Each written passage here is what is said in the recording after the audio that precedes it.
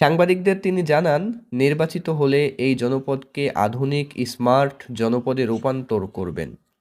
শাসক নয়, বরং জনতার গোলাম হয়ে মানুষের সেবা করার প্রতিশ্রুতি দেন এই প্রকৌশলী। মহাসচিব স্যার কিন্তু বলেছেন যে এটা একেবারে প্রাথমিক তালিকা।